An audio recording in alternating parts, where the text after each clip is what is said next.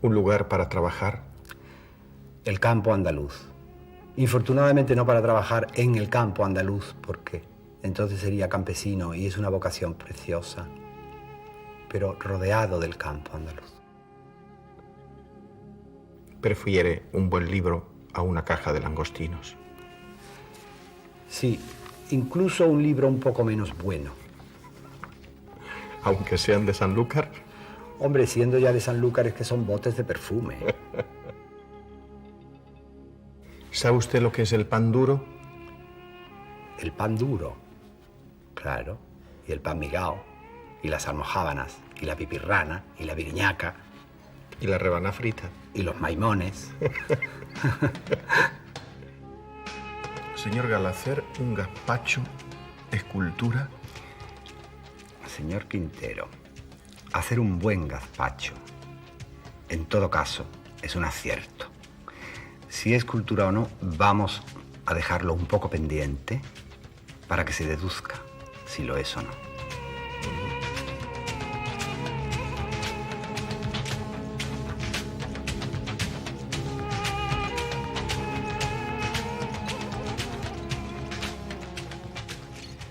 ¿Quién tendrá la culpa de ese malentendido entre la cultura y el pueblo?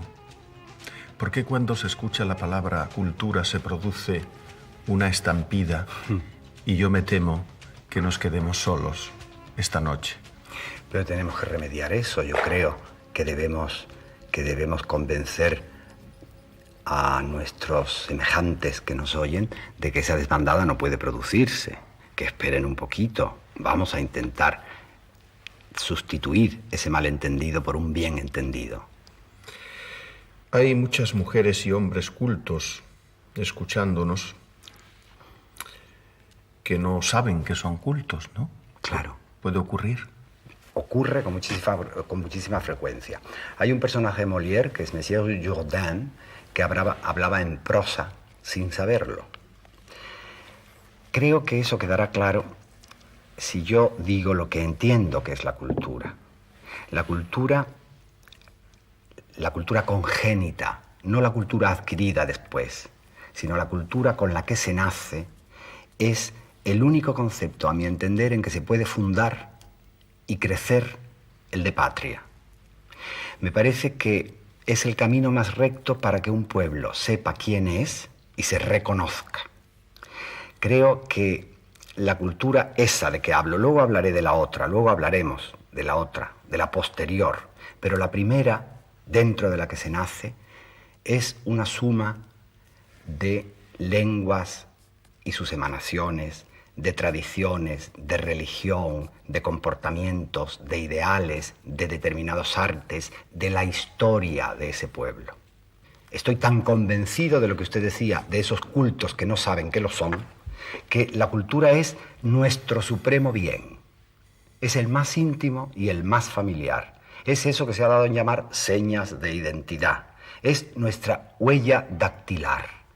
Es una forma de llegar a ser, una forma de haber sido, una forma de estar siendo que no se termina nunca del todo. Es como el amor, que no se termina nunca de hacer, o como la vida, que nosotros de uno en uno nos morimos, pero la vida sigue por encima de todo.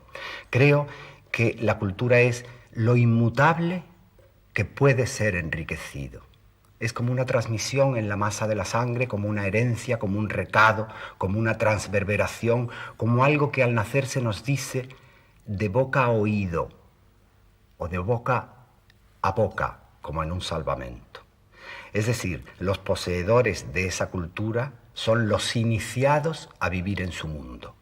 Entonces yo estoy convencido de que quienes nos están oyendo son realmente cultos, los más cultos, los portadores de esa cultura que no es que se tenga, sino que se es, porque un pueblo es casi nada además de su cultura. Usted tiene 3 licenciaturas, escribe, cultiva la elegancia, goza de la vida. ¿Es usted un hombre culto? Creo que soy culto como los cultos que nos están viendo y que además tengo a lo mejor algún dato más o alguna información más por haber viajado o por haber estudiado un poco más. Pero yo le aseguro que si mi cultura, la onda a la que me refiero, es distinta de la de un campesino andaluz, pongo por caso, yo soy el equivocado. Uh-huh. ¿Se puede ser culto, pero no sabio? Claro. De hecho, hay muchos cultos que no son sabios. Hay un pueblo absolutamente culto que es sencillamente analfabeto. Se puede ser culto y analfabeto. ¿Qué sabe el hombre que más sabe? Bueno, podría decirle que el que más sabe, sabe que no sabe nada, pero me parece que no es así. El hombre que más sabe, el más sabio, supongo que sabe lo que sabe su pueblo, que sabe lo que desea su pueblo, que coincide en las aspiraciones y en los ideales con su pueblo. Ese me parece el más sabio de todo, el que ha hecho la digestión de la gran sabiduría de su pueblo. Lo que usted dice, ¿lo siente o lo ha aprendido? Yo no he aprendido sino aquello que siento. Me parece que el corazón del hombre es, quizá, empleando el término corazón como normalmente lo empleamos, es lo que funde la inteligencia con esa dosis de animalidad que yo tanto quiero. Entonces creo que no se puede aprender nada si no es a través del corazón, si no es a través del sentimiento. Lo demás se aprende en frío y entonces, como no somos un frigorífico, se nos pudre. Empezamos hablando de la estampida, porque temíamos el aburrimiento. ¿La cultura es aburrida? La cultura es la vida, una forma de vida, una actitud ante la vida, ante los problemas y las trascendencias de la vida, de la alegría, de la pena, de la muerte y del gozo. Es una forma que tiene un pueblo determinado de considerar esos grandes problemas. Yo no creo que pueda ser aburrida. Lo que sucede es que se ha olvidado de dos cosas fundamentales. La cultura, primero, es viva. Tiene que ser viva, igual que una lengua, que se habla o desaparece, porque nada muerto se arriesga. Y luego es una obra en común.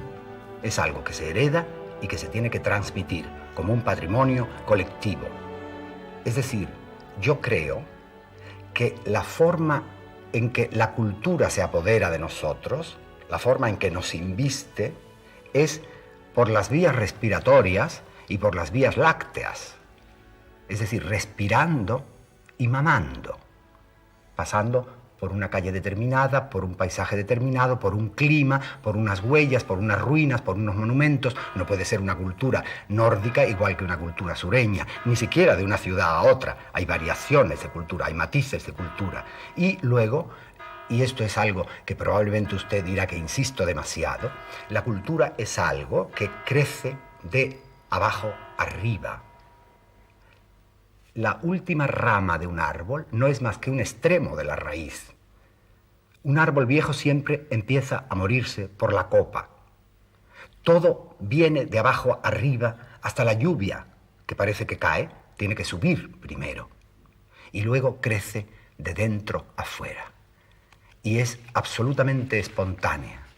El pueblo acierta siempre. Cuando actúa como tal comunidad, acierta siempre sencillamente porque la cultura suya es una emanación de su propia vida. Y nadie se suicida.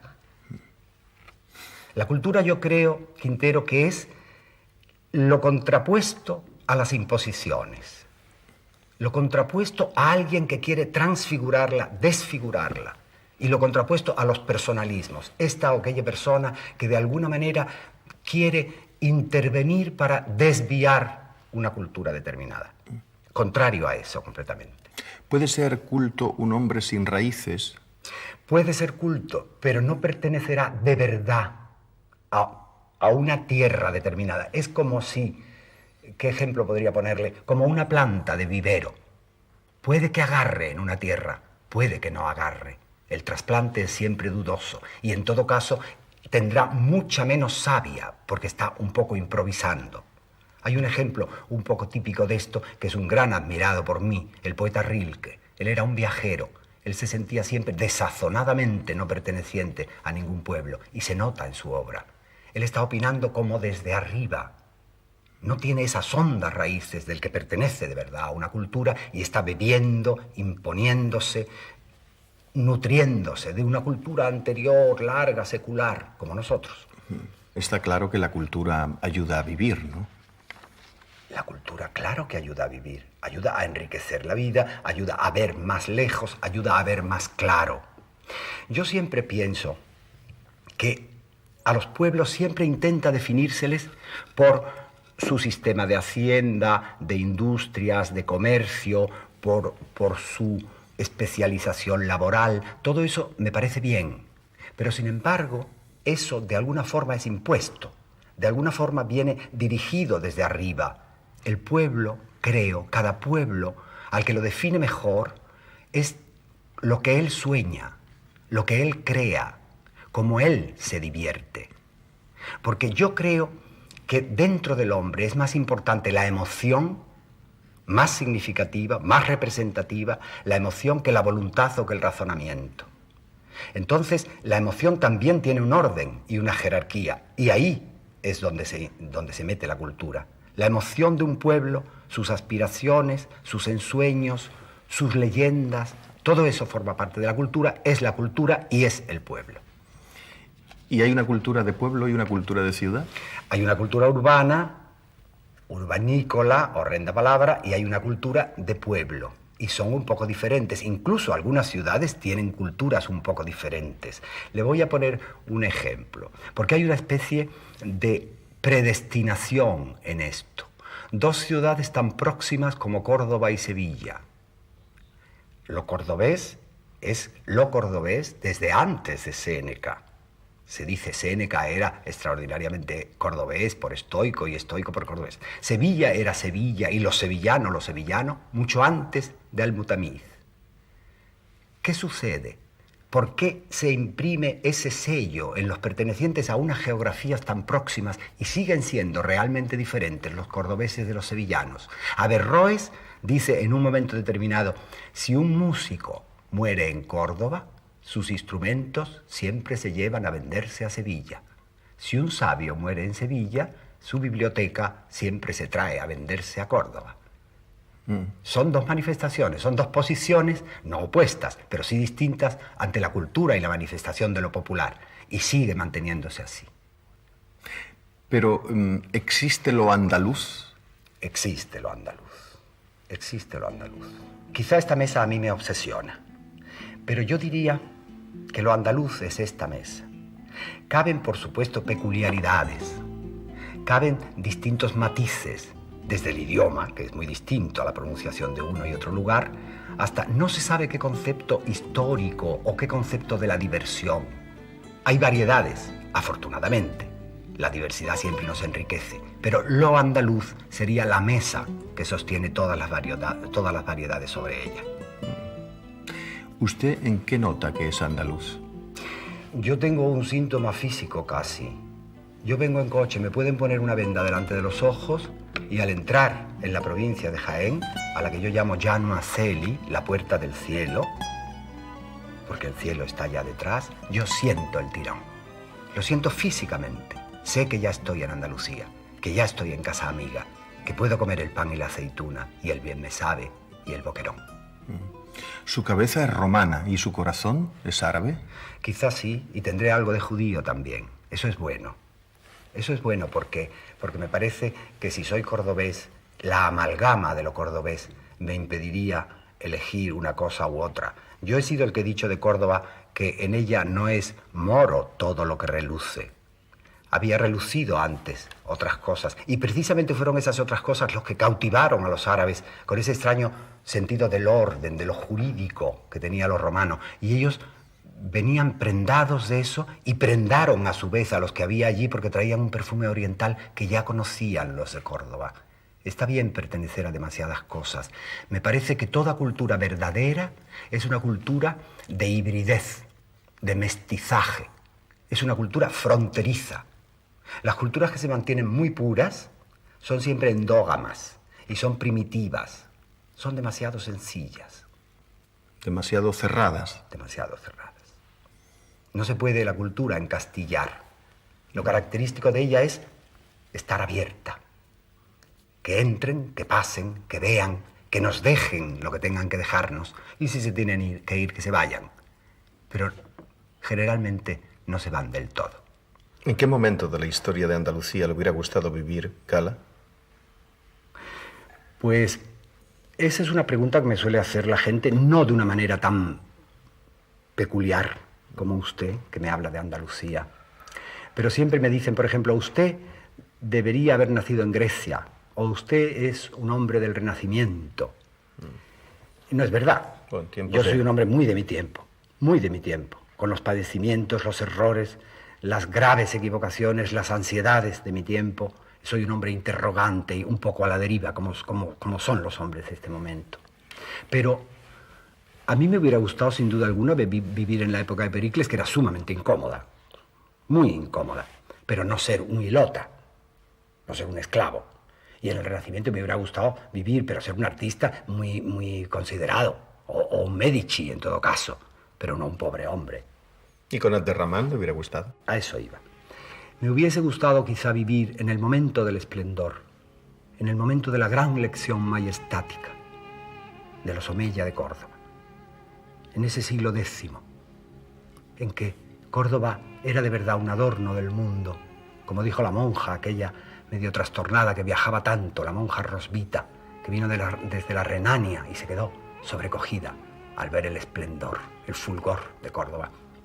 Me hubiera gustado y hubiese sido probablemente o un poeta o un científico, quizá.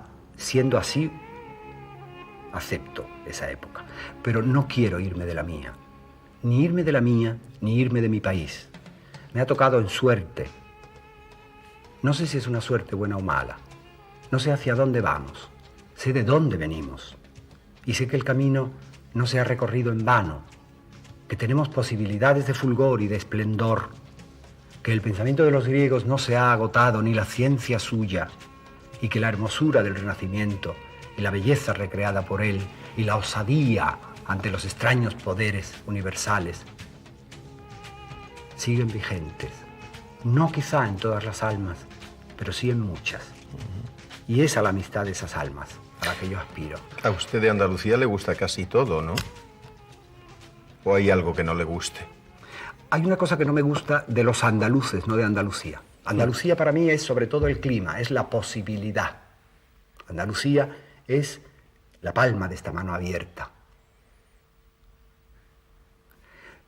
Hay el desdén histórico. Eso no me gusta. No me gusta ese desdén. Yo comprendo que es difícil cuando un pueblo ha progresado tanto que cuando los demás no se habían movido ya estaba en la cima del progreso. Habla usted de la Córdoba del X, fíjese usted. O el siglo de oro en Sevilla. Era más esplendoroso aquello, aquí había mucho más trinconeo. Si verdaderamente la carretera que conducía desde Córdoba a Medina Zahara la pavimentó Abderramán con polvo de oro, nardo y canela para que ni los esclavos que llevaban la litera de Azahara tuviesen que pisar la tierra. ¿Cómo se le puede hablar a una ciudad así de autopistas? Lo que ocurre es que si en Andalucía le damos tiempo al tiempo, no vamos a ser puntuales en el 92. Bueno, pero puede ser, tampoco sucedería nada terrible. No, el 92 es una cosa que se ha señalado, se ha dicho es el 92. Pero bueno, ¿y qué hacemos con ese 92? No, en el fondo el andaluz quizá sucede que confía en las cosas, que confía en el acaecer, que confía en el azar. Pertenece él a una naturaleza favorable, a una naturaleza amiga, complaciente, con buen clima, con buen tiempo. Entonces no tiene por qué apresurarse. Él sabe que algo se organizará y que probablemente sucederá lo mejor. Hay una ceguerilla, cada vez que yo pienso que me tengo que morir, tiendo una manta en el suelo y me harto de dormir. Porque ante las grandes peripecias, el andaluz siempre dice, estaría de Dios. El andaluz suele ser extraordinariamente versátil como ¿Y idioma. eso choca con el mercado común? Yo no sé si choca con el mercado común, pero ellos están viniendo a aprender mucho de esto. Es una filosofía vital extraordinariamente sabia. Lo mismo que se nos ha dado la razón en los comistrajos que nosotros hacíamos, en esos pescaditos fritos que inventaron ya los fenicios, que no era ningún mal invento. Y se nos ha dado la razón en el aceite de oliva, y se nos ha dado la razón en tantas cosas de régimen dietético. Se nos acabará dando la razón en la tremenda lección filosófica de la indolencia. A mí no me importa llamarla pereza, pero bueno, llamémosla indolencia. Los países tradicionalmente laboriosos, urgidos por el tiempo, están viniendo aquí a aprender una lección que consiste en rebajar el techo de las necesidades con tal de rebajar las fatigas que cuesta satisfacerlas. Eso como norma de vida es absolutamente ejemplar. Uh-huh. Claro, pueblo muy viejo y muy sabio, ¿no? Naturalmente, pero no por viejo. No por viejo. Yo creo de verdad, insisto, en que hay viejos que no han aprendido nada, que han llegado a la vejez sin estar enriquecidos para vivir de esa riqueza. Entonces, es un pueblo sabio porque ha hecho la digestión de todo lo que le han echado. Y fíjese usted que al pueblo andaluz se le han echado con frecuencia grandes piedras, pero las ha digerido, ha aprendido de todos sus visitadores, que han sido muchísimos, de todas sus contradicciones, de todas las filosofías. Siempre han venido aquí desde los rincones más lejanos del universo y luego, una vez sedimentada esa cultura, se ha ido otra vez a los rincones más dispares y más lejanos del universo. ¿Quiénes dejaron más arte, más cultura en Andalucía? Bueno, la Bética, cuando los romanos la llamaron la Bética, ya era culta. Era la más culta de toda esa zona goda. Pero yo no puedo dejar de pensar que en Andalucía fueron los árabes los que introdujeron la grandísima cultura. Esa yacija de Al-Ándalus, donde se acuesta lo germano con lo islámico, produce las chispas tan deslumbrantes que todo el Renacimiento de 2 siglos después ya está temblando ahí. Santo Tomás no hubiera sabido nada de Aristóteles si no lo hubiera verdaderamente traducido a Averroes. El Dante dice de Averroes, el que hizo el gran comentario. Y se queda uno sorprendido de pensar cuánto fulgor ha habido en una tierra que tiene fama de lo contrario. Uh-huh. El que la cifra de analfabetismo es tan alta y la cifra de lectores tan baja, y sin embargo, ¿cómo se compadece eso con la certeza de la gran cultura andaluza? Porque la cultura no son datos, no es información, no es aprender a leer, es una especie de verdad, de alimento telúrico, como una especie de placenta que se transporta por el cordón umbilical. Y nacemos ya cultos.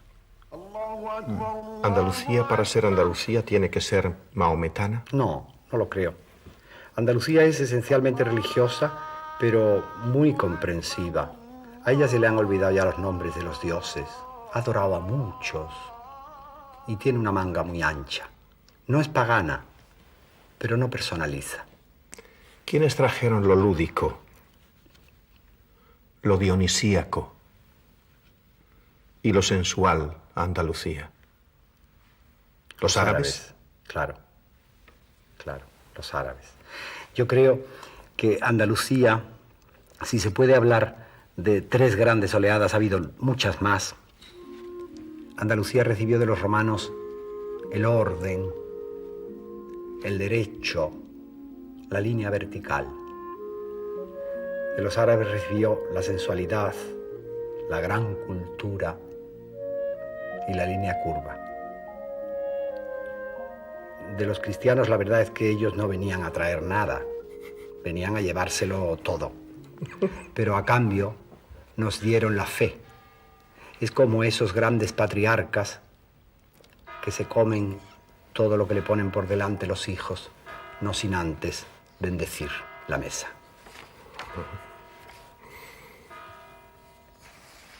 Deme el nombre de 10 andaluces. Grandes. Es el embarazo de la elección, que dicen los franceses. Pero como quiero que sean de verdad conocidos, diré Séneca Adriano, Averroes, Maimónides, Góngora, aportaciones cordobesas, Velázquez y Murillo y Picasso, Sevilla y Málaga, Nebrija, que quizás sea poco conocido, pero que fue el primero que escribió una gramática del castellano, y Falla. Ningún guerrero, ningún político. Los hay muy buenos. Y ni un santo. ¿Y qué hacemos? ¿Qué hacemos? A San Juan de Dios, por ejemplo, que me parece un santo apasionante, no le habría gustado, supongo, nada que lo mencionara. 3 guerreros. Almanzor, el gran capitán. Y un guerrero que supo retirarse para que no sufriesen los suyos, para que todo quedara igual que estaba, pero sin él, que se fue de puntillas y cerrando la puerta sin hacer ruido. Un guerrero muy mal considerado, Boabdil.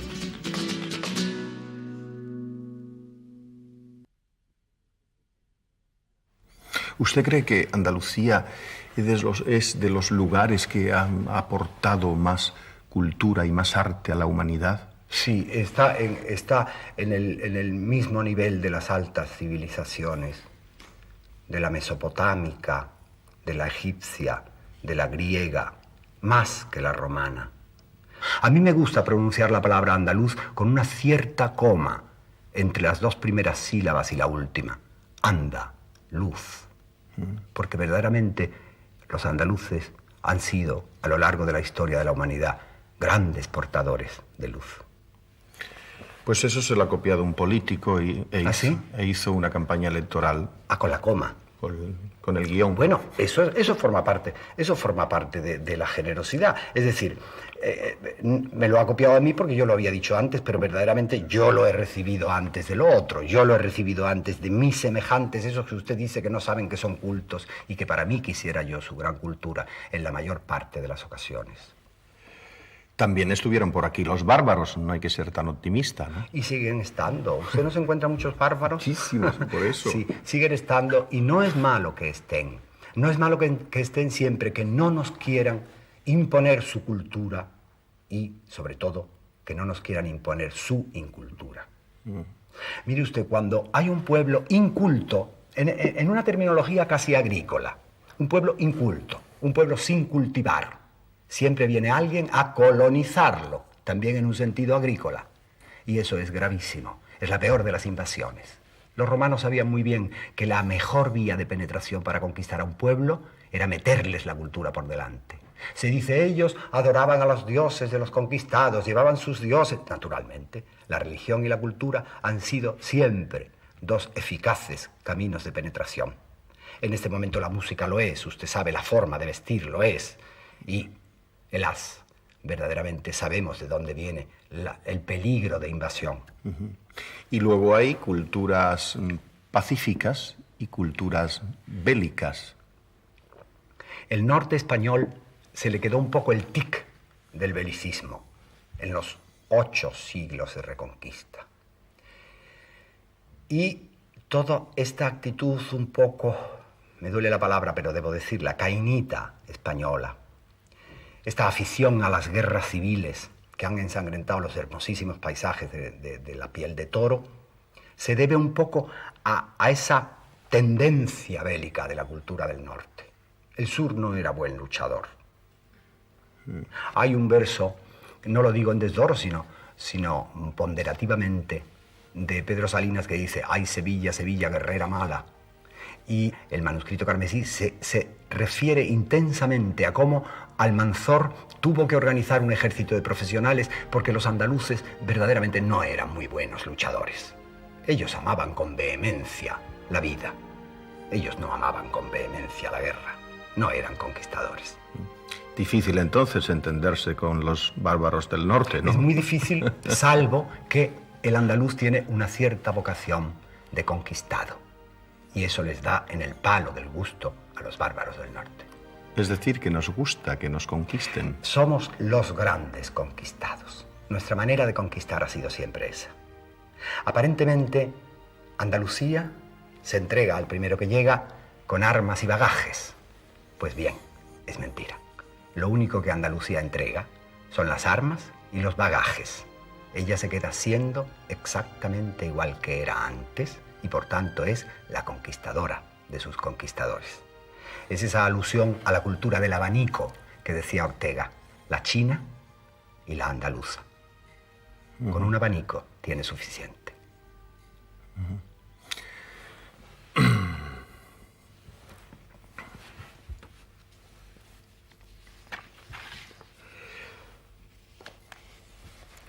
Sería bueno hablar de la cultura oficial. Bueno, ¿usted cree? No. Bueno, la cultura oficial es una especie de tercera pierna añadida a un cuerpo que no necesita más que dos. Hablábamos de esas dos culturas, ¿no? De la cultura que tiene verdaderamente, no me atrevo a decir que tiene un pueblo, sino que tiene a un pueblo, y la cultura del cultivo, del refinamiento de las facultades intelectuales del hombre, como dice la Academia de la Lengua. Es decir, hay una cultura infusa, casi, y una cultura adquirida. Bueno, pues la tercera es la oficial. Usted ha podido observar con detenimiento la cantidad de veces que se dice la cultura en la mayor parte de los países. Yo recuerdo que la primera vez que estuve en Moscú, si no la oía cada día 500.000 de veces, no la oía nunca. Y aquí pasa un poco igual. Figúrese usted la cantidad de concejales, conserjes, ediles, asesores, responsables, animadores, día de la cultura, semanas de cultura, simposios de cultura, almuerzos, cenas, meriendas de cultura, mesas más o menos redondas de cultura, una cantidad tremenda de cultura. Me asusta. No ha tenido la cultura tanta necesidad de ovaciones, ni de que la jaleen de tal manera. Cuando le he escuchado 500.000 de veces, he pensado que es usted andaluz. Bueno, sí. Diga usted 60, hombre. ¿Exageramos, mentimos o inventamos? No. La cultura andaluza es muy peculiar en eso de las expresiones de lenguaje. Exagera unas veces por carta de más y otra por carta de menos. Usted sabe perfectamente que a una anciana en Andalucía se le llama niña y mocita vieja, si lo es. A un niño se le puede llamar pare mío. La manera de decir que un niño es muy guapo o muy gracioso es quédalo de hijo. Qué lástima. Cuando uno va a los toros, con tal de no atenerse a la realidad de los asistentes, si la plaza está mediada, se dice o que no había un alma o que no cabía un alfiler. El caso es exagerar por parte de más o por carta de menos, no atenerse a los términos reales, salvo cuando sucede una catástrofe que entonces el andaluz dice estaría de Dios y luego se calla. Eso es esencial en él, porque es todo el proceso de la hipérbole. El andaluz gusta de subrayar con imaginación lo que le parece sencillamente habitual en la realidad. Y lo habitual no le divierte demasiado, lo tiene demasiado próximo, le parece rutinario. Y entonces lo adorna con la exageración. ¿El poder debe dirigir la cultura o no debe estorbar? Mire usted, a mí me da mucho miedo los dirigismos. La cultura puede nacer del caos. Yo no quiero decir que el poder fomente el caos. No es ese su oficio, pero puede nacer del caos. ¿Cuál es la misión del poder?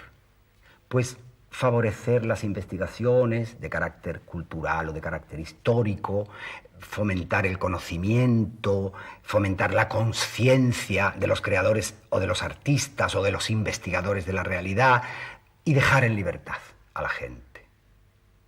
Yo creo que la oficialidad sería un poco como un jardinero que no se debe meter como un jardinero persa, no como un jardinero inglés o francés, que podan y hacen figuras con los cipreses y con el boj y con los mirtos. No, dejar el proceso natural, a su aire, con su paciencia, con su desarrollo propio. No intervenir en él. Cualquier intervención ajena es siempre mala. Y para la cultura, que es extraordinariamente delicada, la cultura se desmaya en los largos pasillos de la democracia. La cultura, de verdad, es como un animal si se la cautiva. Acaba por morirse y desde luego no procrea. ¿Qué significa la cultura para un político? Yo no tengo una certeza absoluta, pero sospecho que los políticos utilizan para su política cualquier arma, y la cultura es un arma magnífica. Usted, que ha tenido cerca a algunos políticos, que conoce a muchos políticos, ¿el político suele ser culto?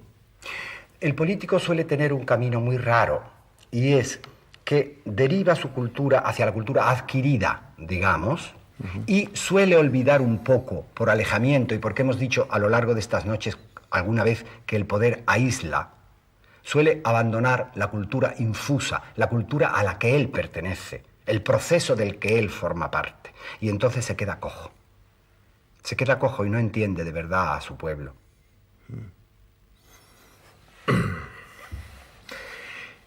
¿En qué ha cambiado España culturalmente desde la dictadura, Gala? Es evidente que la libertad deja que la cultura se exprese, deja que la gente sea como es, que los gestos habituales sean habitualmente hechos. A mí me hubiera gustado quizá que se hablase un poco menos de la cultura y que se hiciese un poco más por la cultura. Comprendo que es difícil. Es tan difícil que creo que no debiera haber ni un ministerio de cultura. Es ceñirlo demasiado. Es como si se hiciese el día 27 de abril, es el día de la cultura. ¿Qué hacemos con un día? La cultura es milenaria. Con un día no tiene ni para un aperitivo. El ministerio concreta, mientras que la cultura forma parte de todos los ministerios. Las subvenciones, los premios, siempre corren el riesgo de ser arbitrarios, escasos. ¿Por qué no aplicar todo eso a una cosa esencial? A la formación de las nuevas generaciones.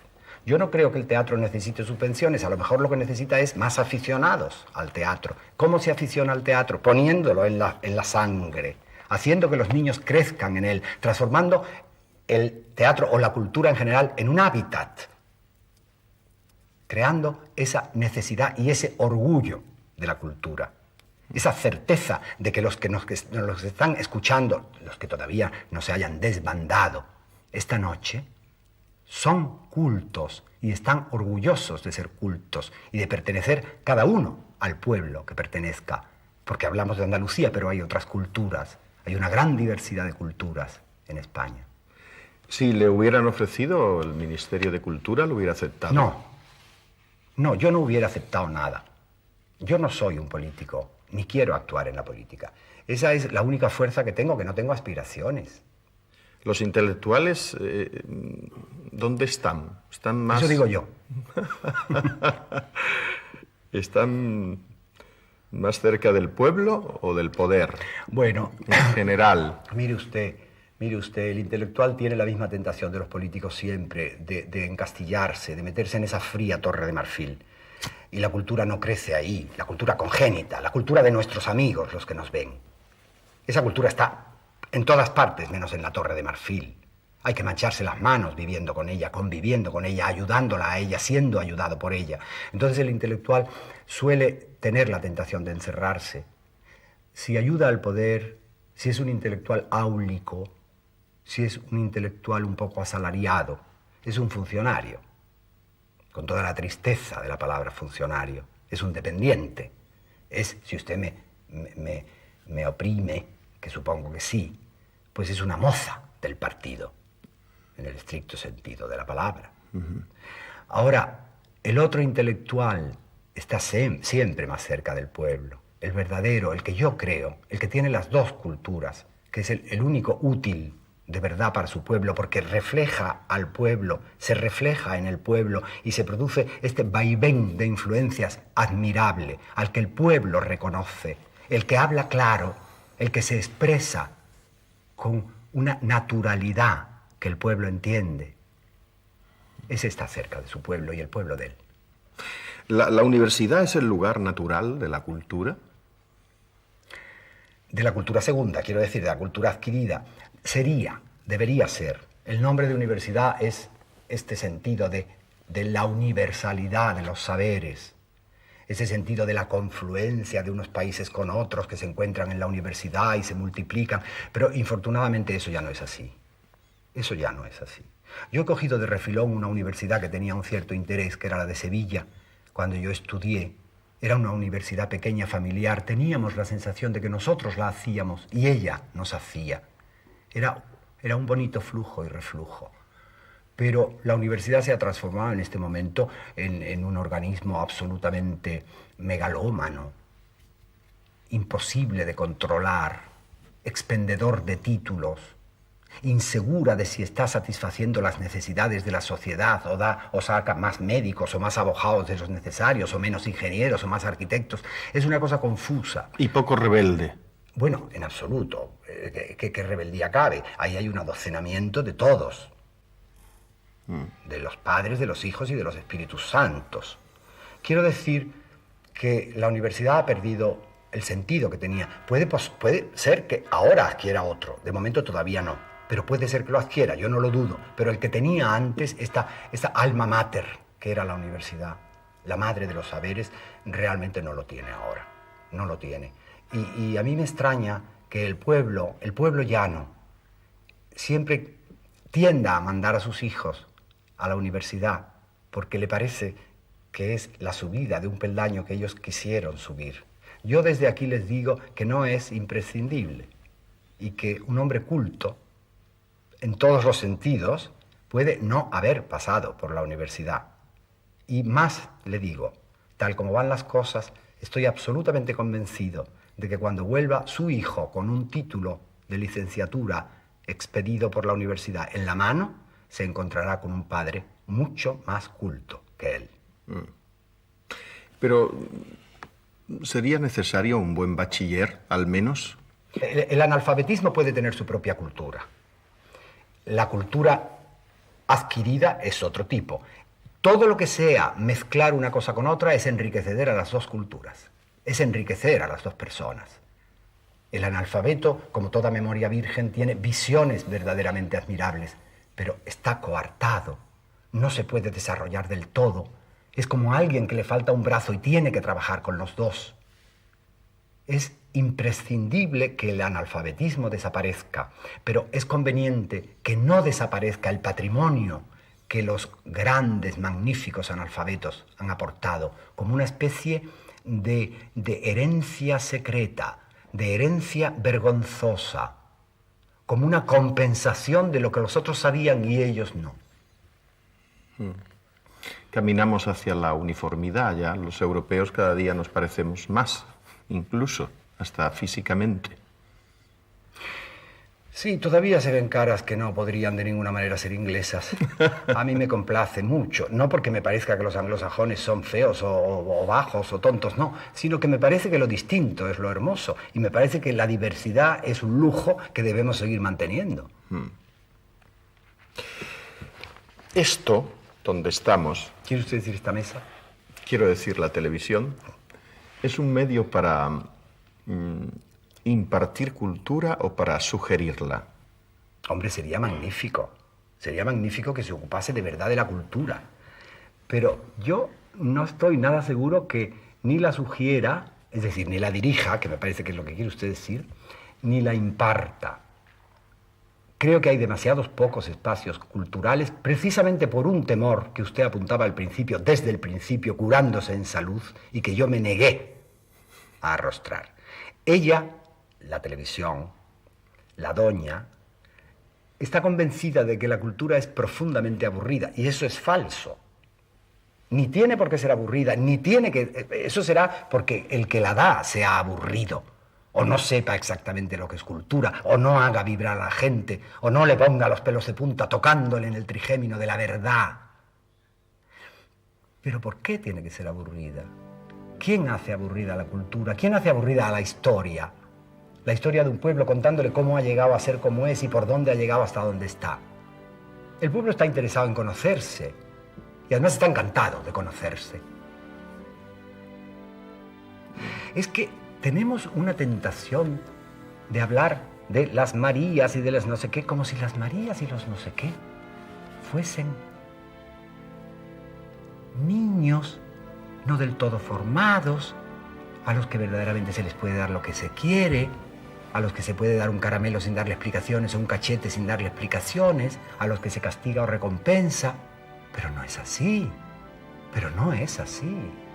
Este pueblo ha hecho demasiadas cosas y las que no ha hecho él se han quedado sin hacer como para desconfiar de su inteligencia y de su cultura. Es verdad que de las Marías y de las Marujas se habla despectivamente. Claro, claro. Esto es para Marías. Claro. A mí me tienen absolutamente de su parte y yo, si tuviese alguna influencia, haría un día una manifestación de Marías. Se iban a enterar los desdeñosos del ruido y de la certeza que puede tener una María en sí misma. De las cacerolas. Por ejemplo, eso sería un arma, pero no tocándolas, golpeando con ellas.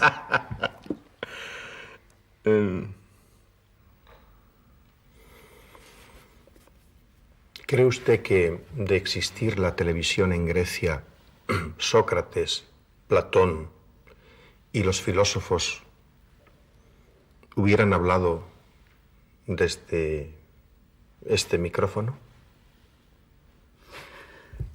¿En la televisión?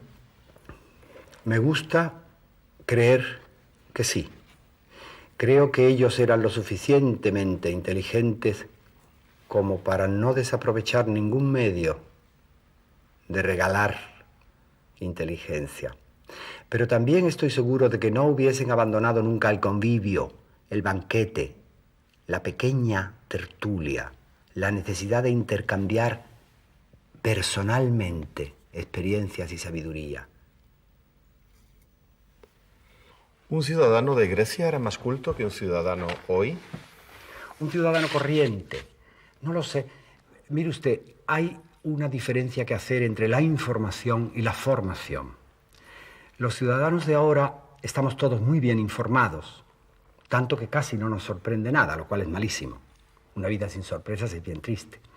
Pero estamos formados, somos de verdad humanos, somos de verdad humanistas, que es lo que de alguna manera nos lleva por el camino de la humanidad y nos hace avanzar por ese camino. De eso ya no estoy tan seguro.